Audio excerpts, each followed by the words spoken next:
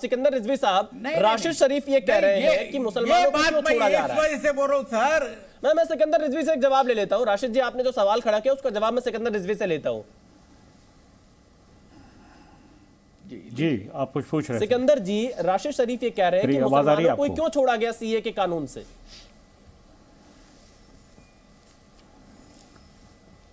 ये इनको समझाना पड़ेगा, और मुझे लग रहा है कि उनको सीए के बारे में पूरी तरह से बात पता ही नहीं है। अगर नागरिकता की बात करते हैं तो अगर आप देखिए 2014 से पहले पाकिस्तान से कोई लड़की शादी करके भी आती थी तो 20-20 साल तक की नागरिकता इन लोगों ने नहीं दी, कांग्रेस के गवर्नमेंट ने, और ये दिन रात दौड़ाया करते थे। दर्जनों में लखनऊ शहर से लेकर के मैं मुरादाबाद की मुस्लिम फैमिली को जानता हूँ जिनकी बीवी को बच्चे हो गए, 32-32 साल के हो गए। मेरे पड़ोस के भी यहाँ पे कुछ लोग हैं, वो 32-32 साल की उम्र के उनके बच्चे हो गए, नागरिकता उनको नहीं मिल पाई। अब जाके प्रोसेस दोबारा उन्होंने शुरू किया है, पिछली सरकारों ने नहीं दिया। ये जिस चीज़ को लेकर बहस कर रहे हैं यहाँ पर बैठ करके, इनको कहते नहीं एहसास कमतरी का शिकार है, एहसास कमतरी के शिकार हैं ये।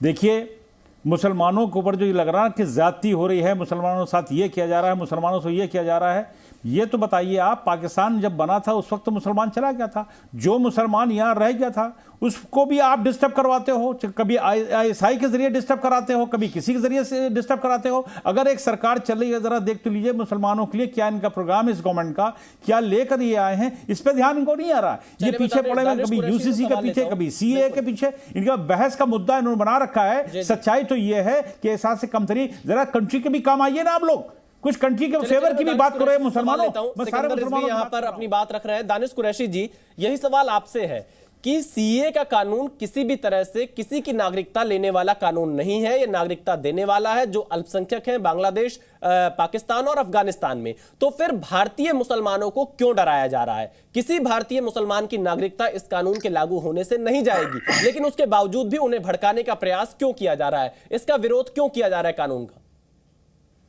देखिए, सबसे पहली बात यह है कि मैं पहले भी कह चुका हूं विशाल, और फिर से एक बार मैं रिपीट करता हूं कि 543 जो मेंबर ऑफ पार्लियामेंट है, वो इस देश के प्रतिनिधि है, मालिक नहीं है। इसलिए सबसे पहले तो अवाम की पूरी अवाम जो है उसको विश्वास में लेना, जो जमहूरी जिम्मेदारी भी है सरकार की भी और अवाम की भी। अब सवाल ये है कि हमारे देश के क्या तमाम प्रॉब्लम शॉर्ट आउट हो गए। अगर बात की जा रही है महिला उत्पीड़न की, कि महिलाओं को उठा के ले जाना या बच्चियों को उठा के ले जाना, तो हमारे यहाँ सरकार के सरकारी आंकड़े पार्लियामेंट में आए 1.3 मिलियन लोग जो बच्चियां जो हैं, देखिए आप भी सवाल से भटक रहे हैं। दानिश जी, आप भी सवाल से भटक रहे हैं। सवाल से नहीं भटक, मैं आपसे ये पूछ रहा हूँ सीएए का विरोध क्यों? सीधा सा सवाल। मैं इसीलिए कह रहा हूँ आपको सीए को समझने के लिए पहले मुझे एक बात बताइए। मैं बिल्कुल सरल सी भाषा में बताता हूँ कि अगर मेरे घर में खाने को नहीं है और मैं विशाल भाई के परिजन को आमंत्रण में दे दूं कि आप आ जाइए दुनिया की 5वीं सबसे बड़ी अर्थव्यवस्था भारत बन चुका है। दानिश कुरैशी जी, कैसे बात कर रहे हैं आप? सुनिए 80 करोड़ लोग हम राशन के ऊपर जिंदा है। दुनिया की 5वीं सबसे बड़ी अर्थव्यवस्था भारत है इस समय, और 80 करोड़ लोग राशन पे जिंदा है, सरकारी राशन पे। चलिए मैं चाहूंगा इसमें मैं बीच में है या नहीं है? नहीं पांडे जी, है या नहीं है? संगीत रागी जी आपके पास आऊंगा, लेकिन दानिश कुरैशी जी, आप अभी भी सीएए का विरोध क्यों कर रहे हैं? आप ये नहीं बता पा रहे हैं। 80 करोड़ लोग सरकारी राशन पे जिंदा है या नहीं है? ये तो बताइए, हाँ या ना तो बताइए। दानिश कुरैशी जी, अगर राशन दिया जा रहा है किसी को, अगर राशन दिया जा रहा है तो उससे क्या तकलीफ हो सकती है आपको?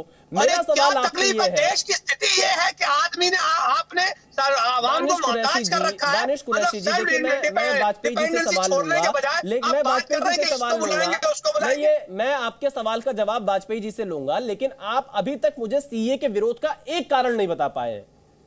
सीए का विरोध का सीधा और सरल कारण ये है, नहीं हमारा सीधे और सीए का विरोध का सीधा और सरल कारण ये है कि देश की जो पहले परिस्थितियां जो है उनका सॉल्यूशन आना चाहिए, उसके बजाय हम जाके पाकिस्तान, अफगानिस्तान और चलिए वाजपेयी साहब जवाब दीजिए। एमआईएम के नेता कह रहे हैं 80 करोड़ लोगों को राशन दिया जा रहा है और अब अफगानिस्तान और पाकिस्तान, बांग्लादेश से लोगों को बुलाया जा रहा है। ये तो इनको जानकारी नहीं है। देखिए ऐसा हुआ है कि जो एक सेकंड सुनिए। देखिए ये CAA क्यों लाया जा रहा है इसको समझना पड़ेगा। रागी साहब ने बिल्कुल सारी चीज़ें सही बताई हैं, उसी में एडिशन हम कर देते हैं। देखिए हुआ क्या है कि पाकिस्तान, बांग्लादेश, अफगानिस्तान में जो माइनॉरिटीज़ हैं, माइनॉरिटीज़ कौन है वहाँ? माइनॉरिटी मुस्लिम नहीं है, हिंदू हैं, बौद्ध हैं, सिख हैं, पारसी हैं।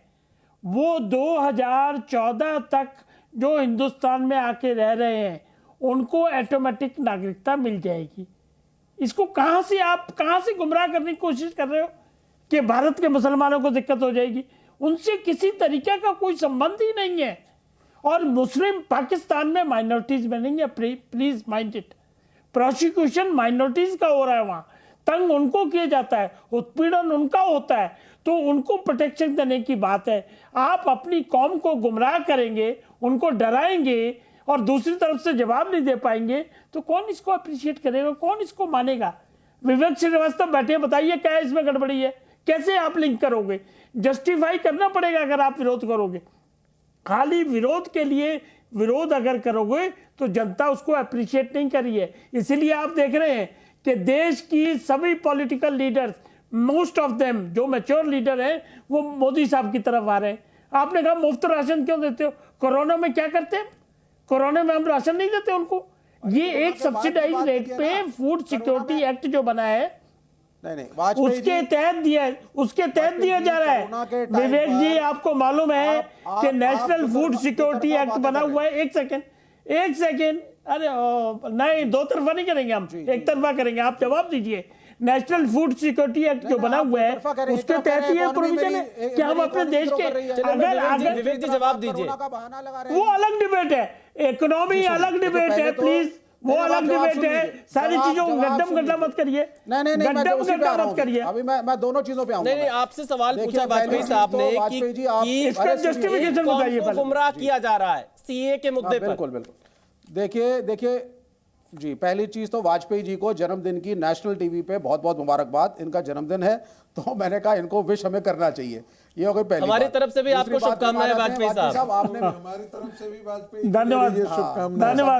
चलिए विवेक जी, यही हमारे देश का लोकतंत्र है। और क्या बात है? आप अपनी बात रखिए जी। नहीं, देखिए मैं इनकी नीतियों से सहमत नहीं हूं, लेकिन वाजपेयी जी पॉलिटिकली हमसे सीनियर हैं तो वो रिस्पेक्ट तो हमेशा रहेगी। अब आप देखिए, मेरा ये कहना है वाजपेयी साहब, देखिए सबसे पहली चीज, this law is against the spirit of the constitution. Spirit of the constitution कहता है कि all religions in this country are equal. आप कह रहे हैं साहब एक पर्टिकुलर लॉ बनाएंगे जो बाकी धर्मों को तो इनकॉर्पोरेट करेगा, एक को छोड़ देगा साइड में। नंबर 2, आपने कहा साहब मुस्लिम माइनॉरिटीज नहीं है। मुसलमानों में 72 फिरके हैं, कुछ उसमें भी माइनॉरिटीज हैं, उसमें भी जातिवाद है। उसमें भी मैंने कहा शिया मस्जिदों पे बम्बार्डमेंट होता है, अहमदिया को नॉन मुस्लिम घोषित कर दिया गया, रोज उनकी बस्तियों में आग लगाई जाती है। Please go to the social media and find out. तो अगर उस केस में कुछ लोग आना चाहते हैं तो मेरे ख्याल से हम हिंदूज को वेलकम कर रहे हैं, तो सभी कम्युनिटीज का होना चाहिए। तीसरी बात पे अब आप आइए, सीएए को अलोन मत देखिए, सीएए को एनआरसी के साथ कंबाइन करके आप देखिए। हर मुस्लिम बस्ती में जाकर के आप पूछेंगे कब से आए हो, कहां से आए हो, दादा का नाम क्या है, किस साल इमिग्रेट हुए, कागज दिखाओ, कागज नहीं दिखाओ। आसाम में हो चुका है ये चीज और बाद में इसको रोका गया, बाद में इसको स्टॉप किया गया। तो एक ओवरऑल पूरे देश के अंदर माइनॉरिटी कम्युनिटी का हैरेसमेंट हो जाएगा जब सीएए एनआरसी के साथ कंबाइन। जी न्यूज़।